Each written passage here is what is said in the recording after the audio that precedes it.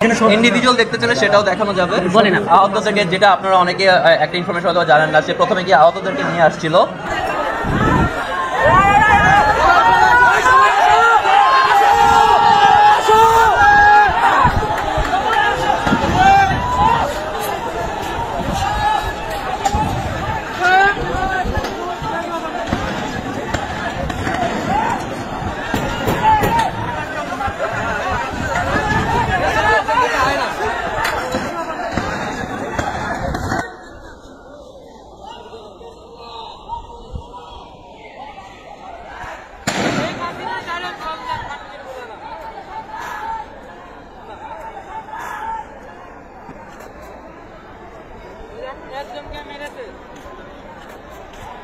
ধরে নিয়ে গেছে একজনকে।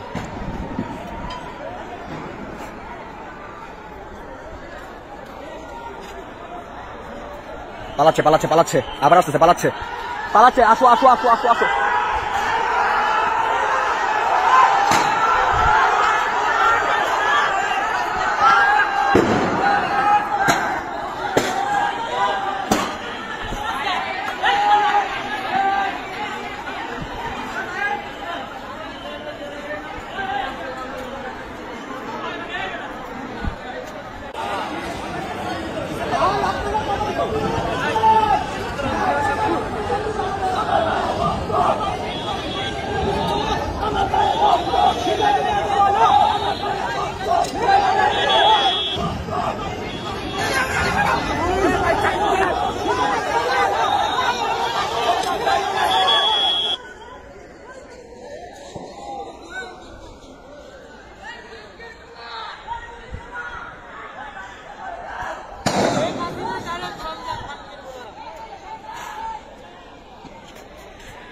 ধরে নিয়ে গেছে একজন।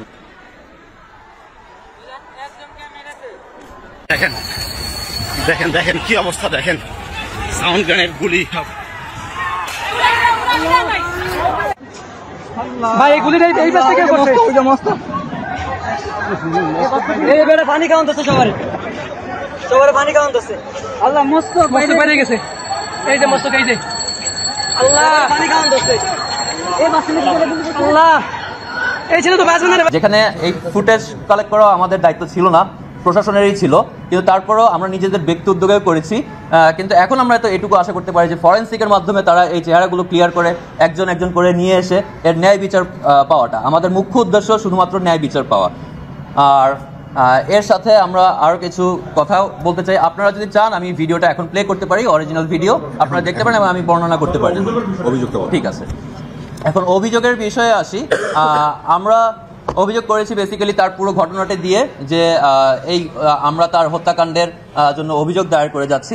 ট্রাইব্যুনালে চিফ প্রসিকিউটর তাজুল ইসলাম সাহেবের সাথে আমাদের কথা হয়েছেন এবং তিনিও সে ব্যাপারে একেবারে সম্মত হয়েছেন যে আমরা এখন কোনো নাম আমরা দেইনি, আমরা কোনো নাম না দিয়ে আমরা অভিযোগ দায়ের করে গিয়েছি। তারা সেটি নিয়ে তদন্ত করবে এবং তদন্ত সাপেক্ষে প্রমাণাদি সহ যে নামগুলো আসবে প্রকৃতভাবে যে আসলে করেছে একজন একজন করে ক্রনোলজিক্যাল অর্ডারে, যে তাকে কে লিথাল উইপন বা জীবনঘাতী প্রাণনাশী অস্ত্র ব্যবহার করার অনুমতি দিয়েছে, এভাবে আসলে একজন একজন করে আসা উচিত এবং তার প্রমাণ সহ আসা উচিত। যে কারণে আমরা কোনো নাম বাদে শুধুমাত্র অভিযোগ দায়ের করে গিয়েছে এবং আমরা আশা রাখি এই সরকার এবং এই ট্রাইব্যুনাল আমাদের সেই আশা পূরণ করতে সক্ষম হবে। প্রথম প্রশ্নের উত্তর দেই। আপনি যেটা বলছেন যে সুপিরিয়র প্রাইম মিনিস্টারের কাছে যায়, সেটা আমরা আসলে সবাই জানি। এখানের বিভিন্ন হত্যাকাণ্ডের সাথে তিনি জড়িত, এটা আমরা আসলে সবাই জানি। কিন্তু তথ্য প্রমাণের কারণে তো আসলে সেই পর্যন্ত কি যাওয়া সম্ভব হয়? আমার মনে হয় না সম্ভব হয়, কারণ বিচার প্রক্রিয়াতে আপনার এভিডেন্সেস, প্রমাণাদি হচ্ছে সবচেয়ে বেশি ইম্পর্টেন্ট। তো সেই এভিডেন্স তো আমার লাগবে। আমি যদি সেই এভিডেন্স ছাড়া আমরা যদি সে জায়গাতে যাই, আমার মনে হয় না এই বিচার প্রক্রিয়া তখন আরো বাধাগ্রস্ত হবে। যারা আছেন তারা অনেকেই এই বিভিন্ন দলের সাথে জড়িত, তো আমরা চাই না যে বিচার প্রক্রিয়া বাধাগ্রস্ত হোক, যাতে আমরা ন্যায় বিচার পাই, সেজন্য আমরা এইভাবে চেয়েছি। আর আপনার দ্বিতীয় প্রশ্ন ছিল 18 জুলাইয়ের কথা। এখন তো জীবাণুদের থেকে বাঁচালে সারাদিন কি বাঁচাবে? ডেটল বাঁচাবে। ডেটল জীবাণুর বিরুদ্ধে 12 ঘন্টা সুরক্ষা বলয়। সুরক্ষার বিশ্বাস থাকো। 18 জুলাইতে মুগ্ধ ইন্তেকাল করার পরপরই তাকে হসপিটালে নিয়ে যাওয়া হয়। জাস্ট 10 কদম দূরে ছিল হসপিটাল এবং ডাক্তার তাকে স্পট ডেড ঘোষণা করেন। তো সেখানে আমাদের পুলিশি বাধার মধ্যেও পড়তে হয়েছে যে ডাক্তাররাই বলছিলেন যে লাশ তাড়াতাড়ি করে নিয়ে যাওয়ার জন্য, যে কোনো সময় পুলিশ এসে নিয়ে গেলে তখন আমরা পরবর্তী লাশ নাও পেতে পারি। সেই জন্য আমরা সেখান থেকে ডেথ সার্টিফিকেট নিয়েই যত তাড়াতাড়ি সম্ভব বাসায় নিয়ে যাওয়া হয়েছে এবং কবরস্থ করার জন্য আমরা যেখানে কবর দিয়ে চেয়েছিলাম সেখানেও সম্ভব হয়নি, কারণ পুলিশের এনওসি অথবা পোস্টমর্টেম দরকার ছিল। কিন্তু পুলিশে তখন আমরা পুলিশের থানায় গিয়েছি এনওসি নেওয়ার জন্য, তখন তারা একেবারে স্ট্রেট ফরওয়ার্ড বলে দিয়েছে যে তাদের এখন কোনো ধরনের পারমিশন নাই যে কলমের একটা কলম চালানোর মতো একটা দাগ দেওয়ার জন্য, যে কারণে আমরা এনওসিটাও নিতে পারিনি।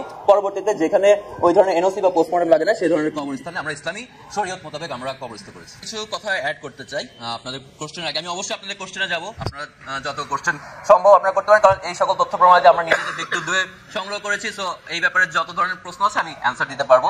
তার আগে আমি কিছু কথা বলে দিই যে আমরা কিন্তু এখনো দেখতে পাচ্ছি, এই কিছুদিন আগে সংবাদ আসলো যে পূর্ব থানার ওসি থানার থেকে উনি ছাড়া পেয়ে পালিয়ে গেছেন। এটা কি আসলে পালিয়ে যাওয়া বলে নাকি এটাকে ছেড়ে দেওয়া বলে সেটা আমরা সবাই আসলে বুঝতে পারি। এখনো যদি প্রশাসনের এই অবস্থা থেকে থাকে তাহলে আমার মনে হয় না যে জনগণ এই ভরসাটা পাবে। তো জনগণের ভরসা পাওয়ার স্থানে আসতে গেলে আমার মনে হয় প্রশাসনকে তাদের দায়িত্বগুলো সেভাবেই পালন করা উচিত যেভাবে জনগণের ভরসায় তারা স্থাপনে আসতে পারে। ভালো খারাপ সব জায়গাতে আছে। আমাদেরকে এই ফুটেজ কালেকশনের ব্যাপারে এডিশনাল আইজি জাহাঙ্গীর সেলিম উনি হেল্প করেছেন। আমাদের পশ্চিম থানার বর্তমান যে ওসি হাফিজ উনিও যথাসম্ভব সাহায্য করেছেন এবং জেআরএ মানে জুলাই রেভলিউশনারি অ্যালায়েন্সের যে আহ্বায়ক সালে উনিও যথেষ্ট সাহায্য করেছেন। তো এখানে ভালো মানুষ যেমন আছে তেমনি খারাপ মানুষও আছে। তো প্রশাসনের কাছে আমাদের একটাই আবেদন থাকবে যে যারা ভালো আছেন, যারা ভালো অবস্থায় নেই তাদেরকে আপনারা ভালো করুন, আপনারা তাদেরকে সহযোগিতা করুন যাতে তারা আপনাদের নামগুলো নষ্ট করতে না পারে। কারণ হচ্ছে আমাদের কাছে যে ভিডিও ফুটেজ আছে, সিসিটিভি ভিডিও এবং অন্যান্য ভিডিও, আমি আপনাদেরকে যে ভিডিওটা দেখাই তাহলে আপনারা আসলে আরো পুরোপুরি ক্লিয়ার হতে পারবেন। সেখানে হেলমেট পরা আছে, চেহারাটা স্পষ্ট নয়, কিন্তু এটা ফরেন্সিকে এটা খুব সহজেই বের করা একেবারে সম্ভব, যেটা প্রশাসনের দায়িত্ব। কিন্তু ফরেন্সিকের এক্সপার্ট তো আসলে আমি না বা আমরা না, আমরা ব্যক্তি উদ্যোগে তো সেটা করতে পারি না। আমরা চাই ফরেন্সিক এক্সপার্টরা যত দ্রুত সম্ভব, আমরা তাদের কাজ অনেকটুকু করে দিয়েছি, তো এইটুকু কাজ যদি করে তারা যত দ্রুত সম্ভব এর বিচার প্রক্রিয়ার মধ্যে না আনতে পারে তাহলে এটা অবশ্যই তাদের ব্যর্থতা বলে গণ্য হবে। আমরা সেটা বলিনি যে শেখ হাসিনা দায়ী হলে শেখ হাসিনার বিরুদ্ধে যে এভিডেন্স আছে ওই এভিডেন্স সহ উনি আইনের আওতায় আসুক, আমরা সেটা চাই। আর সহযোগিতা বলতে সঠিকভাবে আসলে এগুচ্ছে না, সেটা সত্যি কথা। এখনো পর্যন্ত দৃশ্যমান আমরা কোনো কিছু দেখতে পাচ্ছি না, এটা আমরা সবাই জানি। তো এটা যে দৃশ্যমান হয় সেটা হচ্ছে আমাদের মুখ্য উদ্দেশ্য। আর আরেকটি প্রশ্ন করেছেন যে আগের পুলিশ এবং বর্তমান পুলিশের। আগের পুলিশের মধ্যে আসলে যেটা ছিল তাদের মধ্যে পুরোপুরি ক্ষমতাটা তাদের হস্তগত হয়ে গিয়েছিল, সেখানে কারোর কিছু বলার সুযোগ ছিল না। কিন্তু এখনকার পুলিশ আবার অতিরিক্ত নরম হয়ে গেছে, যেখানে আসলে অন্যায়কারীও সেখানে অন্যায় করা শুরু করে দিয়েছে। তো এটা একটা মানে প্রত্যক্ষভাবে দেখা যাচ্ছে, সেটাও অবশ্যই হওয়া উচিত নয়। আমরা জানি যে পুলিশ তারা নিজেরাও এটা নিয়ে আসলে খুবই দোদুল্যমান পরিস্থিতিতে আছেন, কিন্তু সেটাই আমাদের উদ্দেশ্য। যারা ভালো আছেন যারা খারাপ করতেছেন তাদেরকে খারাপ করতে না দিয়ে আপনাদের নিজেদের নামটাকে নিজেরা সুনাম অর্জন করে মানুষের বন্ধু হিসেবে প্রকৃতভাবে জনগণের বন্ধু